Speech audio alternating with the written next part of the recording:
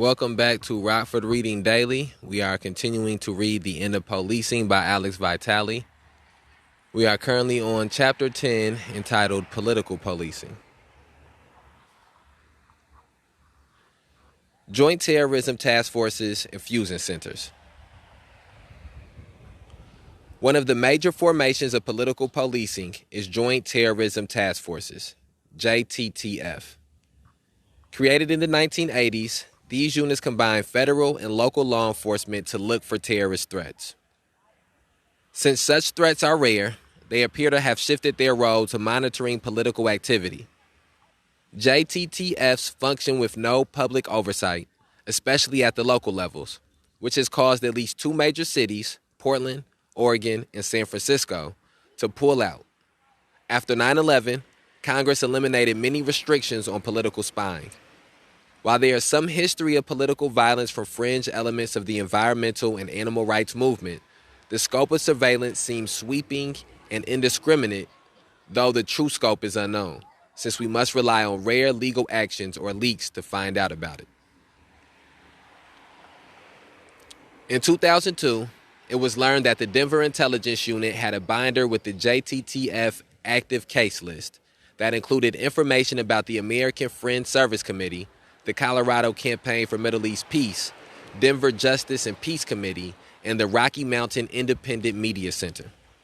In 2003, the Wall Street Journal reported that the Denver JTTF added, quote, anarchist, end quote, and other, quote, political extremist, end quote, to the FBI's violent gangs and terrorist organization files.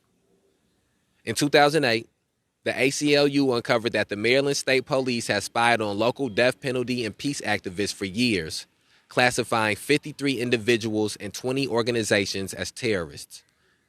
The list was circulated to the local JTTF and surrounding local and federal law enforcement agencies. Nothing in any of the surveillance files indicated any illegal activity. On September 24, 2010, as part of a JTTF investigation, FBI agents raided the homes of several people active in opposing U.S. policies in Palestine and Colombia and who had participated in planning demonstrations at the Republican National Convention in St. Paul, Minnesota in 2008. The search warrants focused on obtaining information from computers and other sources of alleged, quote, facilitation of other individuals in the United States to travel to Colombia, Palestine, and any other foreign location in support of foreign terrorist organizations, including the FARC and Hezbollah, end quote.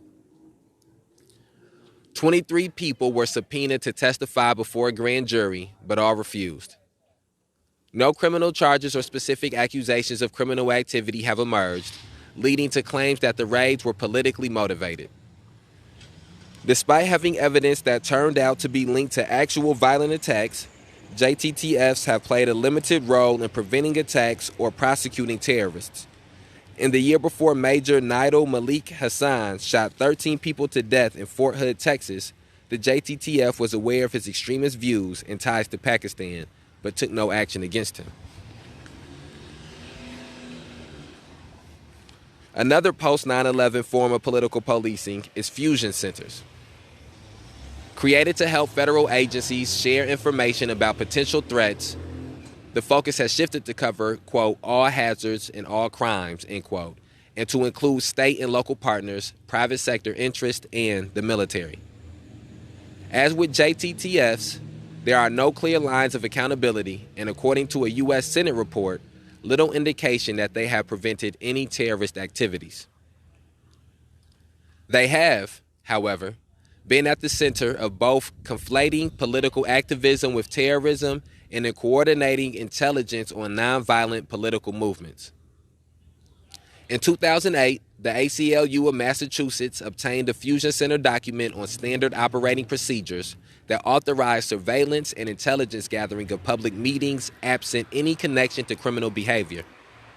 Even a single anonymous speech act or social media post advocating illegal activity, including civil disobedience, could trigger a full investigation. Hold on, let me get some water real quick. And I think we almost to a changing of the theme, and we'll have a reflection then. In 2009 and 2010, two fusion centers listed supporters of third-party candidates, including those backing Libertarian Ron Paul, as potential threats, linking them to the militia movement. The Pennsylvania Homeland Security Office was found to be using paid consultants to monitor environmental, peace, and gay rights groups, and then reporting the findings to local businesses, including the Hershey Company and oil and gas companies engaged in the politically fraught fracking business. Some of the reports compared these nonviolent political organizations to Al-Qaeda. The contract agency involved was also under contract to provide private security to many of the same companies. Fusion centers have also been implicated in monitoring the Occupy movement and coordinating local efforts to end it. A report by the Center for Media and Democracy found that, quote, terrorism liaison officers, end quote, were monitoring and reporting on the activities of Occupy Phoenix, including attending meetings and demonstrations, infiltrating the organization, and following social media activity. Major cities' chiefs of police, the Police Executive Research Forum, and fusion centers across the country were actively gathering daily headcounts. The documents also show that they had access to, quote, Stingray, end quote, cell phone surveillance equipment, facial recognition, and massive data mining software that could pose a huge threat to the privacy of political activists and their organizations. These intelligence agencies prepared regular reports for banks and other financial institutions targeted by the Occupy Wall Street movement. Because of the loose association between Anonymous and Occupy, their reports on hacking threats sometimes included Occupy social media activities, conflating illegal hacking with social media organizing. The Partnership for Civil Justice Fund also uncovered, through litigation, evidence that the FBI treated Occupy as a, quote, terrorist threat, end quote, even before it undertook its first action. While there is insufficient evidence to support claims by Naomi Wolf and others that the federal government organized or coordinated the local efforts to shut down Occupy, it is clear that federal intelligence agencies, working with law enforcement, were actively gathering and sharing information about the movement with each other and with financial institutions. In the end, the decision to break up Occupy encampments in hundreds of cities was made by local political leaders and carried out by local police, though the timing and tools used to accomplish them may have grown out of federally coordinated information sharing. And then that brings us to a changing of the theme within this chapter again. And I think one of the things that I didn't touch on previously when we started speaking about the political policing in the first segment is how also 9/11 was used as an excuse to increase and to create anti-terrorism units. There was an uptick in the type of racism that was experienced by Middle Eastern Americans or immigrants from the Middle East and Muslims and people in Muslim communities. And again, we see policing being distinctly tied to race and to racism and to the criminalizing and vilifying of anybody who is not the prototypical American, anybody who is not, that doesn't look like the founding fathers. And I think that within this chapter, we see how 9/11 was used as an excuse to, internally within the federal government and within police departments, was used as an excuse to take away people's privacy, to impede upon people's rights, and all for political reasons and for political motives. And it lets you understand how how and why there is such little change in this country, and why change moves at such a slow pace in this country. Because anybody with any type of revolutionary ideology, anybody who has any type of belief, or anybody who takes any type of action that is about changing the status quo, the moment that they become successful in some of those undertakings, the moment that they gain followings in some of those undertakings, that become public enemy number one to the state, that become criminalized by the state. And then the state is backed up by the federal government, as we see in most of these motives, or in most of these cases here. And so I think that that's just what stands out the most in that passage there. Okay, let's move on to the next segment. Entrapment. Police have fought the war on terror nationally and locally through widespread surveillance, entrapment, and inflaming public fears with little increase in public safety. Whistleblower Edward Snowden, with the help of journalist Green Greenwald, helped to expose the true extent of government spying, which violates constitutional principles and existing laws. Americans have come to understand that their telephone and electronic communications are not secure, and that this is being done in collusion with major communication corporations. The government has yet to produce a single terrorism case from this surveillance. In 2004, the NYPD arrested 24-year-old Pakistani immigrant Shawar Martin Siraj for plotting to bomb the Herald Square subway station in Manhattan. Lawyers say Siraj was entrapped by a paid police informant facing drug charges, who spent months hatching the plot and pushing the idea of a bombing. Siraj had, quote, no explosives, no timetable for an attack, and little understanding about explosives, end quote. According to Human Rights Watch, the NYPD's own records show that he was unstable and, quote, extremely impressionable due to severe intellectual limitations, end quote. When asked to participate in the plot, Siraj replied that he had to ask his mother first and never actually agreed to participate, according to the NYPD's own assessment.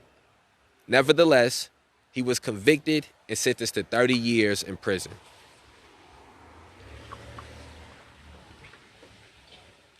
All right, 1 second. Let's see.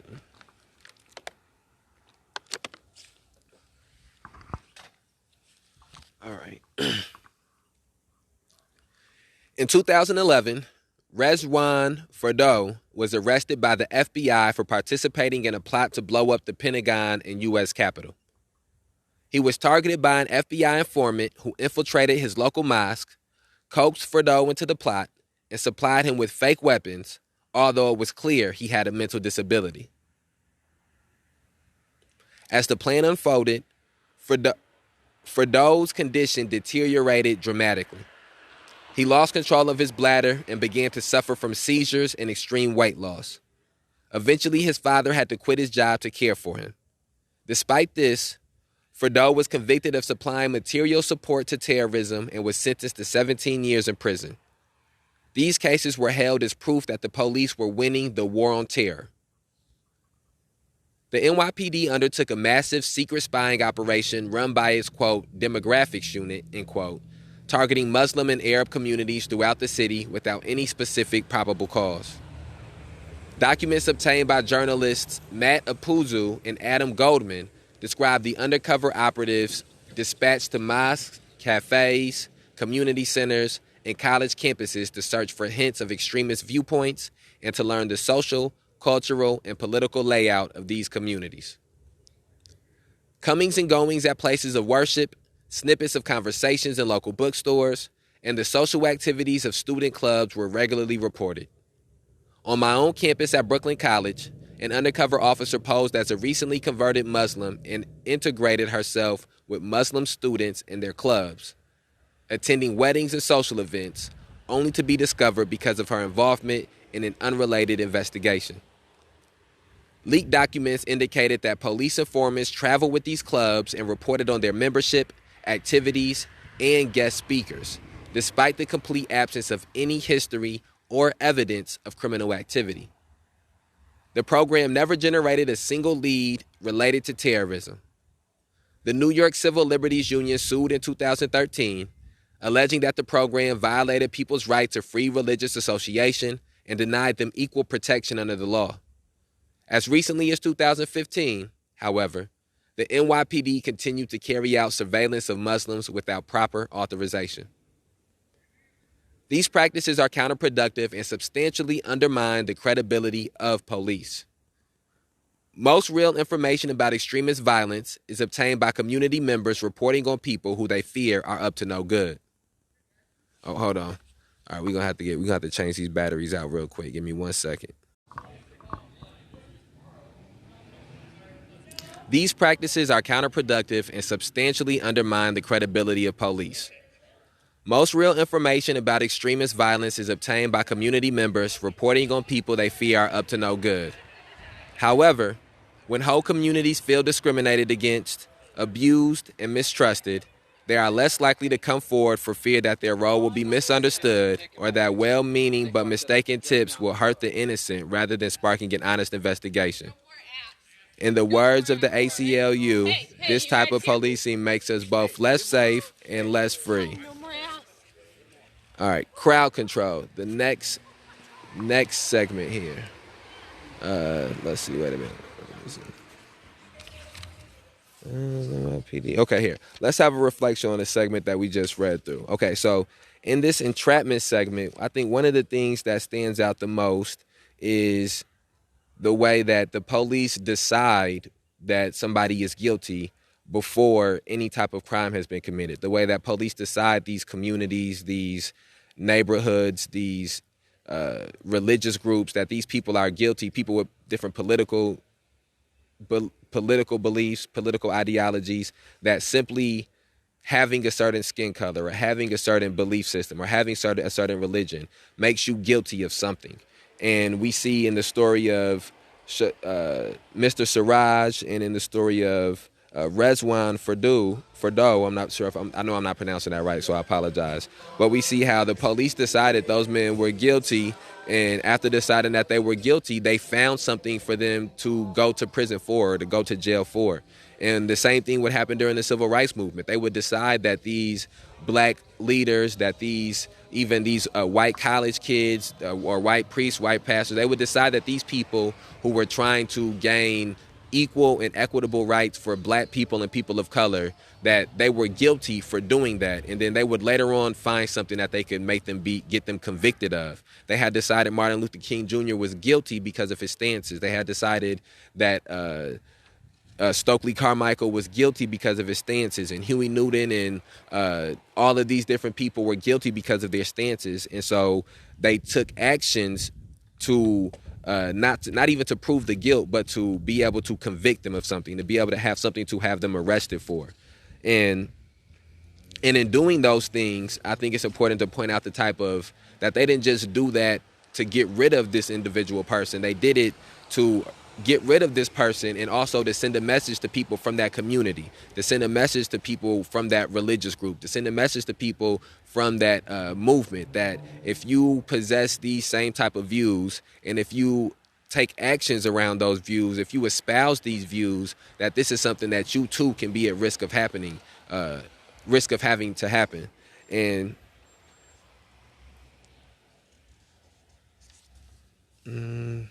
this is something that we see that was done at a federal level and at a local level. And so again, I think the other important concept to take away from this book is that all the things that you see people struggling against at a federal level, at a national level, must also be struggled against at a local level, and vice versa. Crowd control.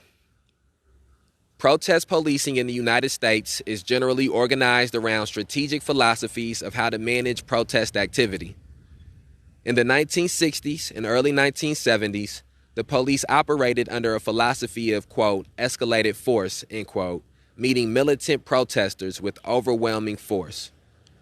In response, a new doctrine of, quote, negotiated management, end quote, emerged that called for the protection of free speech rights, toleration of community disruption, ongoing communication between police and demonstrators, avoidance of arrests, and limiting the use of force to situations where violence is occurring.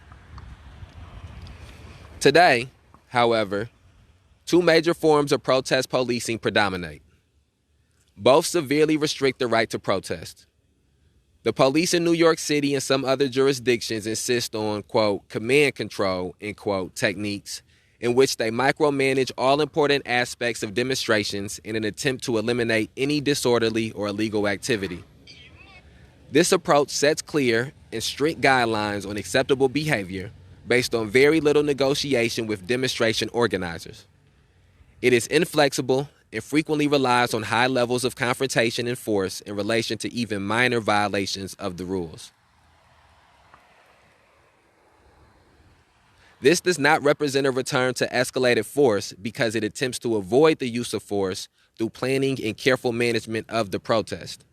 When this fails, force is used, but only in the service of reestablishing control over the demonstration. This is a highly managed system, not characterized by uncoordinated uses of force or police riots as seen in the 1960s, in which police supervisors were seen chasing after their officers to try to keep them from beating protesters in the streets. Another form of protest policing, the, quote, Miami model, end quote, emerged nationally in response to the disruptive protest at the World Trade Organization meetings in Seattle in 1999. It is named for the Miami Police Department's handling of protest at the free trade area of the Americas meetings in 2003. This style is characterized by the creation of no protest zones, heavy use of lethal weaponry, surveillance of protest organizations, negative advance publicity about protest groups, preemptive arrests, preventative detentions, and extensive restrictions on protest timing and locations. This set of tactics is reserved for groups that the police believe cannot be controlled through micromanagement, such as those who do not apply for permits and threaten direct action or civil disobedience not coordinated with the police. Such groups are arrested while lawfully gathering and held in detention for long periods while awaiting arraignment, often in poor conditions. They are also likely to be the subjects of extensive police surveillance and to be accused of planning violence. They are often met with high levels of force in the form of, quote, less lethal, end quote, weaponry, such as pepper spray, tear gas, and rubber bullets. The Miami model has also been driven in part by the broad militarization of civilian policing as described in previous chapters. My fault. Mic not working with me. Sorry about that. Some argue that militarized riot control is merely prudent preparation. For example, in Ferguson, Missouri, shouldn't authorities take whatever steps they can to protect life and property? There are two major problems with this line of thinking. First, it is not at all clear that these measures advance public safety. Second, the right to protest cannot be abridged because of the threat of illegal activity or even the commission of violence nearby. All this militarized posturing failed to prevent widespread looting and property destruction in Ferguson. Neither local police nor the National Guard could adequately protect local businesses. What they could do was attack protesters and the media with tear gas and smoke grenades. Law enforcement officers were distracted from the real threat: the few dispersed individuals and bands of people attacking local businesses and further inflaming tensions and undermining the credibility of local police.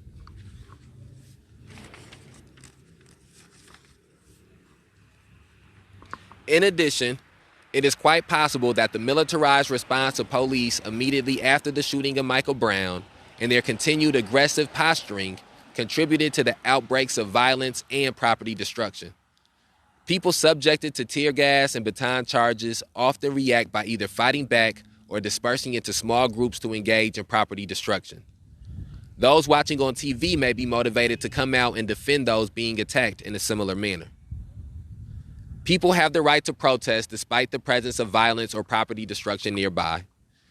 Even when there is isolated criminal conduct within a demonstration, police have an obligation to target those engaged in the illegal behavior without criminalizing or brutalizing the entire demonstration, as long as its primary character remains peaceful.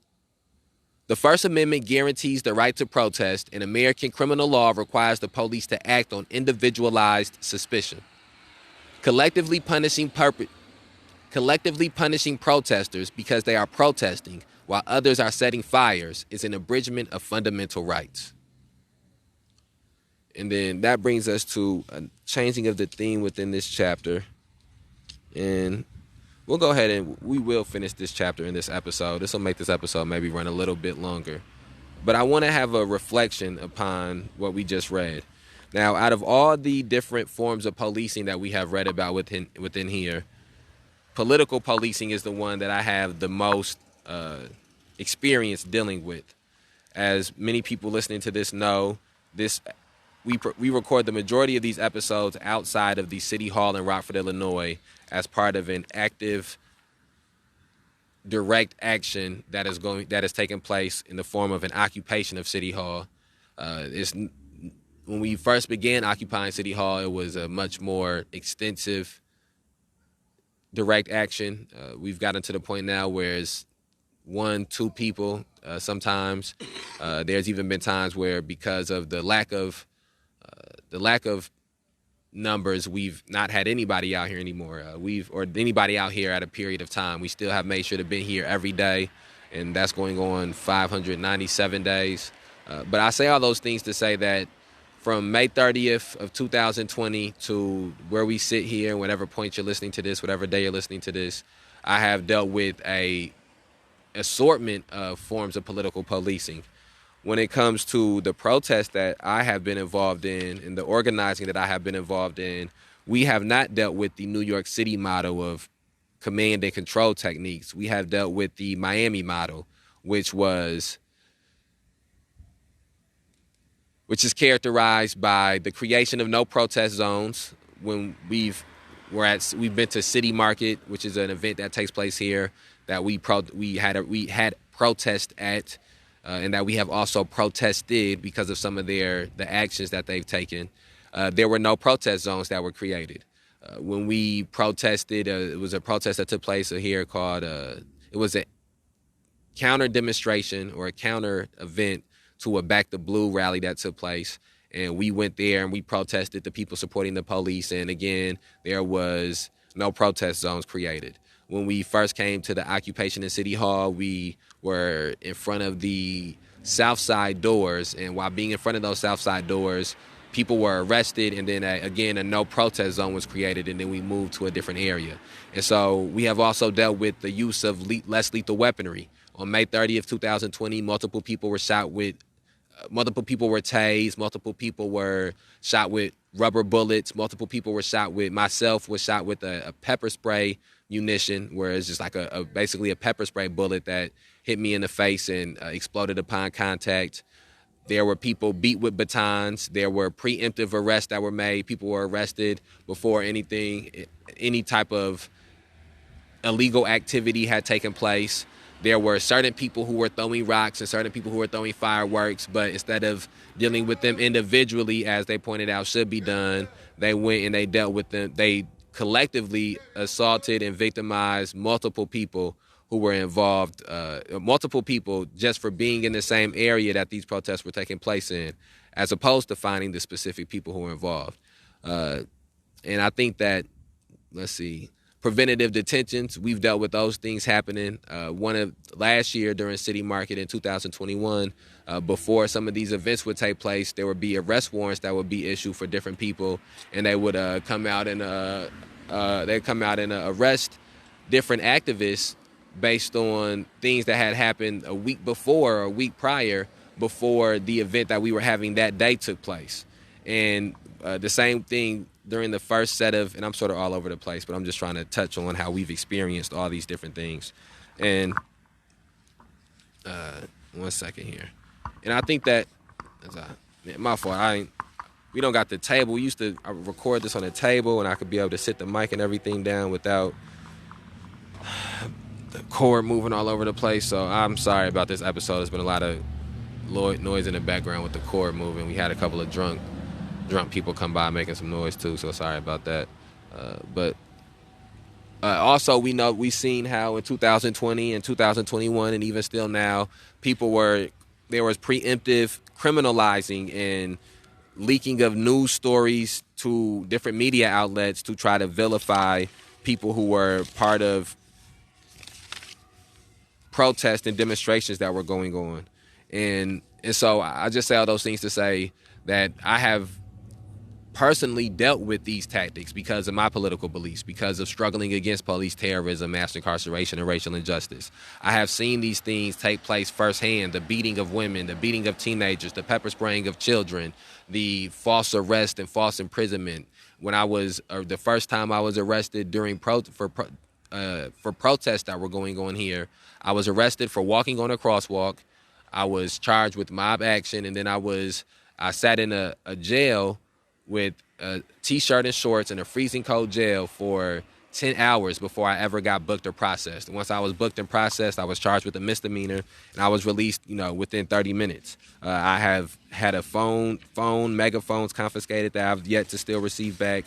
And I've seen multiple other people involved with the May 30th Alliance deal with similar type of tactics surrounding political policing. And so I think that if you know anybody who has dealt with any of these forms of policing, one of the things that's important is to converse with those people and to talk to those people to get their experience and to learn how these things affected them specifically. I think that it humanizes these issues a lot when you do that. Okay, hold on. Okay, alternatives. It's going to be a longer episode again. Alternatives. A more effective approach might try to do two things. First, political leaders who bear ultimate responsibility for the outcomes in Ferguson could have attempted a political solution to their problems. The governor could have initiated a real conversation about the economic, social, and political dynamics that have contributed to the profound alienation of African Americans in the St. Louis area, if not more broadly. Openly rethinking the hodgepodge of poorly funded municipalities and schools, largely designed to facilitate white flight from St. Louis, as well as the basic functions of the criminal justice system, could have gone a long way to restore public trust and divert attention from the specifics of Darren Wilson's case. Local politicians knew that a criminal indictment was highly unlikely, but took no steps to reduce the rage they knew would result. Second, local officials could also have attempted to dial back the police's posture toward the protests as threatening and illegitimate. Protests are by their nature disruptive and disorderly. The attitude of police in St. Louis County has been to treat that as a fundamental threat to the social order. There really is almost no legitimate reason to deploy armored vehicles and snipers to manage protests, even those where some violence has occurred. Officer protection is an issue, but so are police legitimacy and constitutional rights. In response to the events in Ferguson, Representative Hank Johnson from Georgia introduced a House bill ending the 1033 weapons program. It was unsuccessful, but may have contributed to President Obama's decision to reduce the program slightly. In 2016, however, the Obama administration announced that it was reconsidering even these limited reforms in the face of opposition from military hardware producers and local police. President Trump is likely to expand these programs, leaving it up to local jurisdictions to decide the extent of military equipment they want their police to have. 1 second, y'all. Brother gotta get something to drink. I guess I could be like stopping the episode and starting it again for me to drink, but I'm not trying to do all that. I hope this ain't too much of an inconvenience.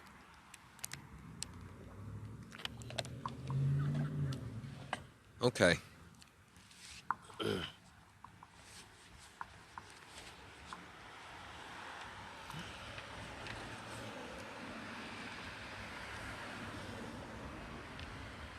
Groups like the Million Hoodies Movement for Justice and the ACLU continue to organize nationally against this militarized approach to policing. In 2016, a group of Los Angeles high school students forced the LA school district to return a variety of military equipment obtained under 1033, including MRAP grenade launchers and automatic weapons. These weapons programs should be abandoned and military equipment returned and destroyed. Even when the weapons are not used, They contribute to police viewing the public as a constant threat and conceiving of the world as divided between evildoers and the good guys. Human nature is profoundly more complicated than that. And a police force that lacks a nuanced understanding of this will invariably slide into aggression and violence and intolerance. However, getting rid of the weapons and returning to a negotiated management style of protest policing is not without potential problems. Negotiated management is only useful when protest actions are orderly and organized. Police need cooperative partners to communicate with. This approach also presumes the legitimacy of a system that severely restricts the time, place, and manner of protest activity, in line with the Supreme Court rulings that prioritize order over the right to assembly. Instead, we need to reduce the political conflicts that generate disruptive protest movements. American democracy has been continually undermined by concentrations of wealth and political power in the hands of a smaller and smaller group of wealthy donors and corporate interests.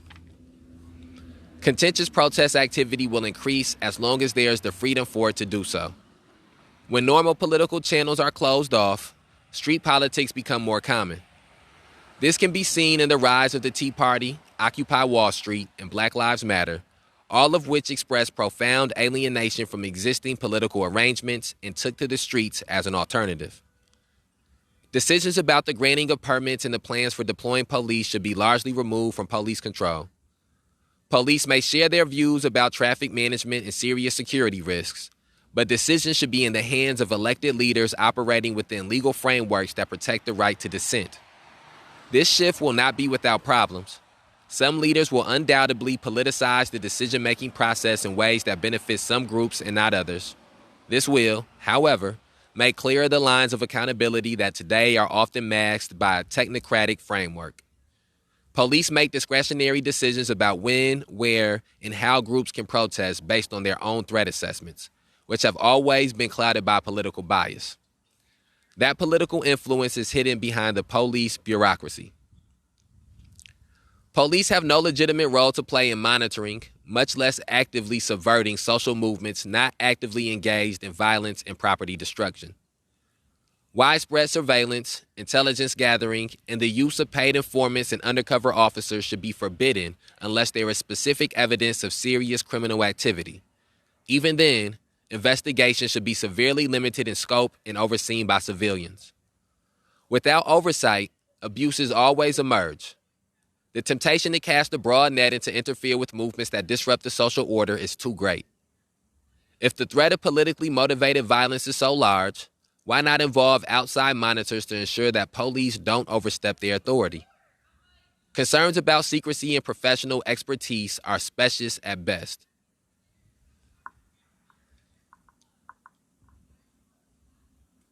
There is no reason to think that suitable guardians of the public interest can't be found. Judges confronted by the abuses of political policing should appoint such monitors on a permanent, not temporary, basis and give them full access to all records and personnel. Our basic democratic values demand nothing less. The role of police in terrorism investigations must be similarly curtailed. As with the Palmer raids, the threat has been at times severely overstated to encourage public support for broad-reaching police powers that are almost always used against nonviolent domestic political groups. The drive to get results has encouraged entrapment and guilt by association tactics that fly in the face of fair judicial process, something that far too many judges have been willing to overlook. We must also confront the role of U.S. domestic and foreign policy in producing political violence.